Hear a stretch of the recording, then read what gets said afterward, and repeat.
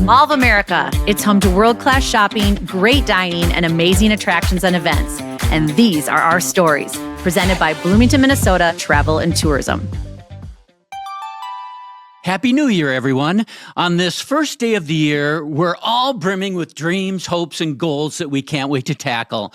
While our So Much More crew takes a well-deserved break, we're excited to take you back where it all began. Today, we are resharing our very first episode, an inspiring conversation with John Ghermezian. In this episode, John dives into the rich history and the bold vision that brought Mall of America to life. So, as you kick off a full year of possibilities and maybe begin that weight loss journey, remember, dreams really can come true. Enjoy the episode, and here's to an incredible year ahead. Hi, everybody. This is So Much More, a Mall of America podcast that brings people in the business world together to talk about great business stories and about the people behind the scenes. So I am Jill Renslow. I am your host today, and I'm joined by my co-host, Dan Jasper. Hey. And we have an amazing special guest with us today, John Ghermezian. So we're super excited to have John here because him and his family are part of the 555 group. They own Mall of America along with a couple other properties. So we're going to learn the behind the scenes with John today. So welcome, John. We're excited to talk with you. Welcome. It's going to be great. Hey, John. Excited to be here. It'll be fun. Yeah. So we're going to learn all about the Ghermezians and about 555, and we want to just kind of get started to learn a little bit about your family. So tell us a little bit about the family and how you guys got involved in Mall of America.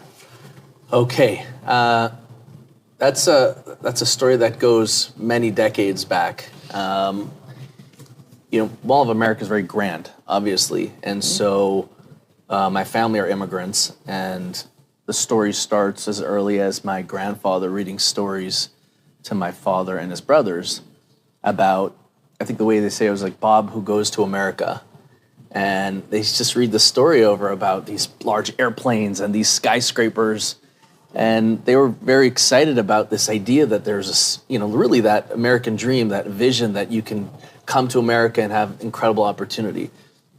So they came as foreign exchange students to McGill University in Montreal.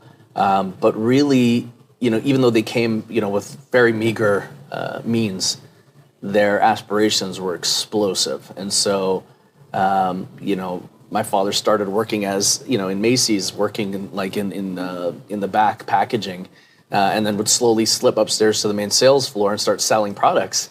Until one of the people told him, surprise me. I love that. Yeah. They would tell, go back into the basement, and they realized that this kid knows how to sell, and just got from there into the rug business, because that's a big Middle Eastern business, and then got into real estate slowly. Realized that it's much easier to identify property, and they've always had a vision of doing big and great things. My grandparents, who are no longer with us, they imbued that idea that nothing is ever limitation. And they have my father and his three brothers. They're all, alive and healthy, thank God. They just thought big, and so when they had amassed a large amount of land in Edmonton at the time, which is, the economy was doing well there, and they had done some carpet auctions there. My father was actually an auctioneer. He became the auctioneer because the head auctioneer, who was someone that they actually paid a lot of money to do the auctions, just didn't show up, and they had the whole room of people. So my father, he has a heavy accent, and he didn't know what to do. He said, "I'll go up," and he ended up selling double or triple, whatever. So he became an auctioneer for about 15 years. Learned a lot about people and interactions. So one of their stops was in Alberta, and they met a fellow who saw these young guys with a lot of potential. And said, "Why are you schlepping around the world with these trucks? Let me teach you how to buy a piece of land." And so they bought the property, and they bought up a lot of land at first. And that was for West Edmonton Mall. That was that's right. This is where we started off in Canada. Yeah. They started off West Edmonton Mall and ended up building. They'd done small retail projects before that and a hotel. Eventually built the largest mall in the world.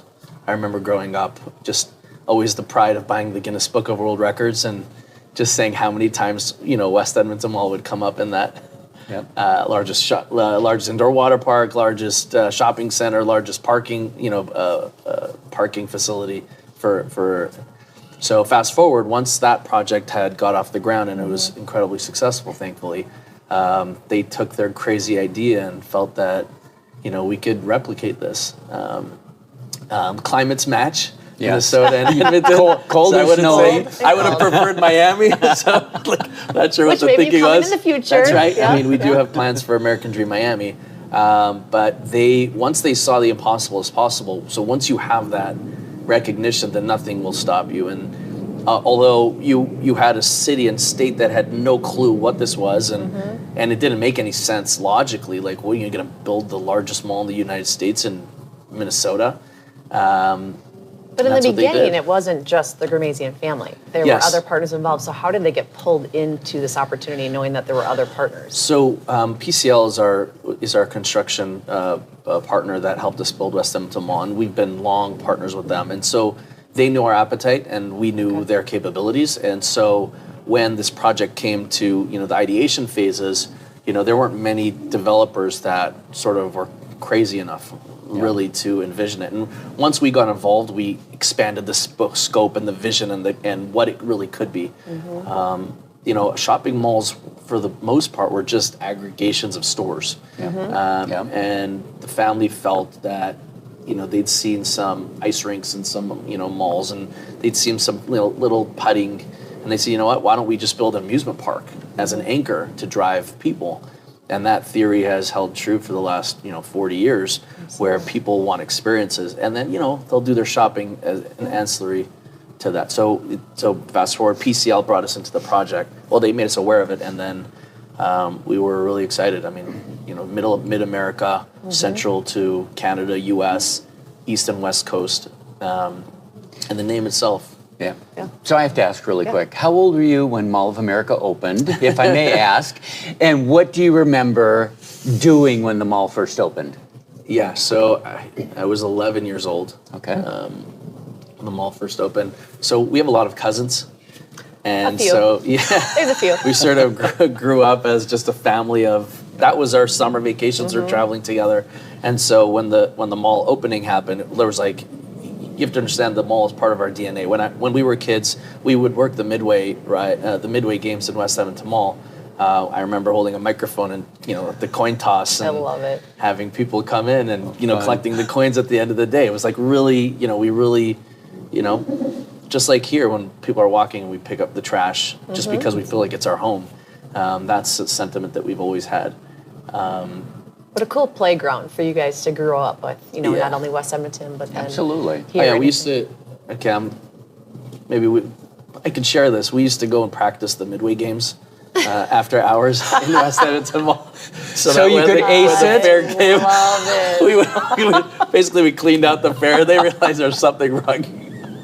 You learned all of the Yeah, we learned all the tricks. I know how to do The them all, to the point where my wife hates when we go to the fair here, because she just doesn't have any room in the car for all the stuffed animals. I'm going with you this year. I love the fair. We're going together this year. Yeah, he can teach you all the tricks. I love it. So that was sort of the excitement we had. We're like, wow, this is going to be somewhere else, new. And when we came, it was just very grand. I remember Mall of America, it was already a few years, West Edmonton Mall was already a few years old, but there was such a newness and the freshness. And I remember there was an arcade up on the 4th floor, and there was a gentleman, he told me years after, it was his father, I just met him now recently, and I told him, I said, your father gave us each a bag of tokens.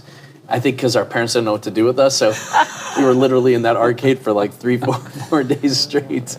But going on the rides, it was, it's different when you feel like this is something that you're proud of. Well, what I've loved about your family, and obviously working with the family for 25 years now, it's been inspiring because they are truly visionaries. You and your cousins and your uncles, I mean, you guys can see the big picture. So as you developed Mall of America decades ago, just what was that vision that you guys pitched that really inspired everyone, and really was it, knowing that this is just a piece of the grander opportunity as we look into the future? Well, that's a good question. My uncle father should be interviewed for that question, but I guess as a bystander, Their philosophy is human experience. They believe that people just want to live and experience life in a holistic way. And that's sort of like, if you say like there's a driving theme in the family, that's sort of what it is. And so you can sell that. You can convince people that you're going to have the most incredible experience. You know, there's an interview of my father talking about, you can go surfing in the middle of the summer. Like, people are thinking, like, what are you talking about, right? But in their minds, he's actually experiencing it while he's talking about it. You know, that's another incredible thing, is to be able to live a vision and be in it. So when people are like asking you questions like, that's impossible, they're like, no, it's possible because I'm there right now. And I see that. And, you know, my father, you know, he's be healthy and well. He's still like that. He lives his vision. So I think because they were so excited about it and they believed in it, then the rest follows. People want to see confident visionaries and to believe truly. And really, there was a lot of investment that came in also. It wasn't just, you know, just convincing other people. There was a lot that, you know, the family put into it as well. So I think that helped. Well, and I love the fact they're never shy of a challenge. You know, there's hurdles in the way with a variety of the projects that they've worked on. And I think early in the days, and even not being here at the very beginning, but you know, hearing about all the naysayers that this is not going to work. You're in Minnesota. You're in the middle of the Midwest. It's cold. It's snowy. How are people going to travel there? How did that challenge the family of how to like really push them to even try harder to succeed? I feel like it's for sure that's the Ghermezian way. Like when it's hard, it pushes to do things bigger and better. Yeah, for sure. There's no question about it. We had incredible partners with us, right? Rudy Perpich was one of them who bought into the vision early on, and without his help and many of the other, you know, council members and city people and even community members that just, they believed something bigger could be done. So we couldn't have done it without them. But they really were tagging on to this idea. I think ultimately, I think at one point they actually flew in the submarines from West Edmonton Mall and they laid them out on the grass in front of City Hall. I'd love to see pictures of that. I'd never seen it, but I've heard of that. I have pictures of that. Do you? Yes, I will show you. There's a submarine. People still remember that today, and that's what I think. So like who'd do that, right? Who's gonna airlift a submarine and put it in? And you know, my father was saying, we're gonna have a submarine lake, which is what we have in Edmonton, and we have a replica of the Santa Maria, Columbus's ship. It's really sounds crazy, but when you live and breathe that, it becomes just normal talk. And I think people recognize it was real. And, absolutely. You know, at the end of the day, people want to be excited about something big. And the impact for the community was obviously was going to be massive in terms of the economic impact. So it, you know, checked a lot of boxes, helped bring a lot new jobs into the marketplace. So. Absolutely. Well, Dan and I have grown up in Minnesota. Yes, we have. But you have recently moved here. You know, you've lived and breathed this world of retail and entertainment since you were young, right? This has been your world. What was it like then to actually move here to Minnesota with your family, to be part of our Mall of America family here? Yeah, that was an interesting thing. So we have different investments in different areas. And so before moving here, we had some investments in oil and gas in Houston, and it was a little bit different, more of a commodity-driven industry. And I thought, you know, let me learn something outside of the core business that I grew up with, and that was an interesting experience. But I think sort of the family's mindset was that the retail world is in such flux with all, like, you know, Amazon was starting to really become a contender, and all the challenges that came with retail. And, you know, the family was thinking, like, you know what, as much as we're involved with the project, let's have somebody there to sort of like reinforce and support whatever it is that we're doing so well already. And so opportunity was there, and I was super excited. I'm not deterred by the weather. I love Minnesota. I love the sense of community, and so I have, thank God, a bunch of kids, and just thinking, where's a good place to lay the roots? It's a great place to raise a family. It is, yeah. Great place. And being on site with your family, I mean, you mentioned something earlier which I loved, which was that you still pick up a piece of garbage on the floor, right? Because this place is your home. And that's quite honestly something you've instilled to leadership and to all of our team members. Walk around and you see a bunch of team members picking up trash off the floor. Yeah. Because they see this as their home. And now that you're here full time, what does that mean to you when you see a team that's dedicated to this property? Well, that was the most incredible thing for me. I mean, I didn't have the expertise of the team here. And so I was coming in to really learn and experience what had been done for so many years prior. And just to sort of bring us, more of a family link and sort of like that vision for what's next.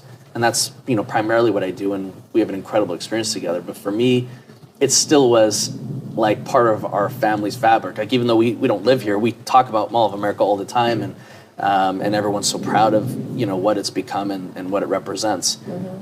So in a sense, it was just getting closer to something we were already close with, and thankfully I've had a lot to learn from the leadership team here, and how many incredible years of people who've been here and dedicated from the beginning. Where did you start? What was your Events intern. 25 years ago. Events intern, right? Yes. Isn't that awesome? Yes.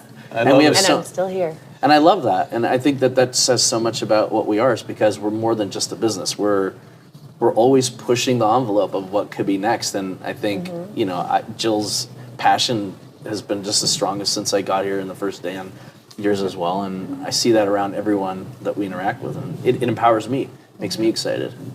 Our success has been celebrated now 30 years, with this year being that commemorative year. And you've seen a lot of events and special things that we have created as a team that we brought to our guests. You've been here on Black Friday mornings with us at the early hours of the day. So I would love to hear, since you've been with us on site, what have been some of those favorite moments for you that you've been able to experience and be part of? So many different things to talk about. I mean, Black Friday is really something I think everyone's going to talk about. Yep. And to wake up early, and I've had my kids come also. They're just like, Daddy, we want to come. Not even to shop, just to be part of an excitement.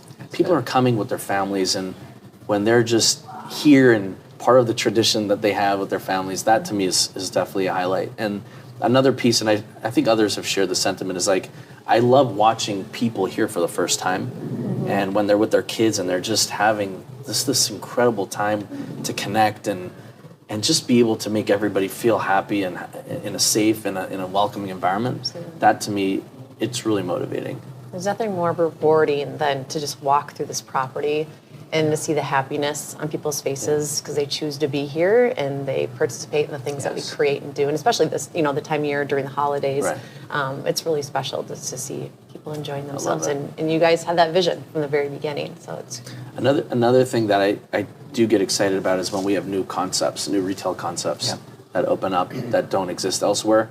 And a lot of the retail that opens at Mall of America is usually brands that we convince to push their concept to the next level. And when that comes to fruition, then it just shows how much leverage we have within pushing the community further and doing, I remember Lululemon when they were doing their expansion. So we met with the leadership team and they were looking for, they wanted to do a little bit of an expansion because the store is their number one store. And we were all standing around and I looked at them and I said, don't you have an R&D team as part of Lululemon? And they're like, yeah. I said, so what are all the crazy things that you want to do but you've never done anywhere? Why don't you do it here? Like, what better place? And they all unanimously looked at each other and they just got super excited. Then they opened a yoga studio and a cafe, and the Lululemon store now serves as the sort of like the epicenter of how they plan their experience stores. And this Black Friday it's the number one store in the entire chain. And that excites me too. It never ceases to amaze me, and I love this, that Lululemon has long lines on Black Friday and they don't have a sale. They have record-breaking People just want to go there, right? I think this year there was the first time I think they had some things on sale. It's the experience for them, right? Yeah, a few racks. Yeah, exactly. But it is. But that's the best part of it, is like helping the retail community sort of re-envision itself. That's something that personally, I'm very passionate about and motivated by. What I'm inspired most about your family is the generational learnings that you guys have. And I've sat in many meetings where there are 3 generations in the meeting, and it might be those that are at the table and then maybe younger ones that are watching and observing from afar, taking notes. But I always love that within your family is that you embrace that learning opportunity early on. What would you say as you've grown up in your company and in your family, as far as like that lesson learned, that thing that you hold close to you that motivates you to continue to lead and to represent 555 as you move forward? One thing is our core values, and I think you'll see this through a lot of this first, second, and third generation, is that we're obviously a Jewish family, but we take our values very deeply. And for us, that's sort of been the core of how our family has been able to stay together and maintain that connectivity, is that, you could talk about success, but if you don't have any definition of where your values are and where you draw the lines, then I think we would have easily got lost with the tide of the success that comes with it. And, we observe the Sabbath, and as incredible as it is, first of all, we have a conviction that we just don't engage in the business because we believe there's a day of rest and connectivity and spiritual growth.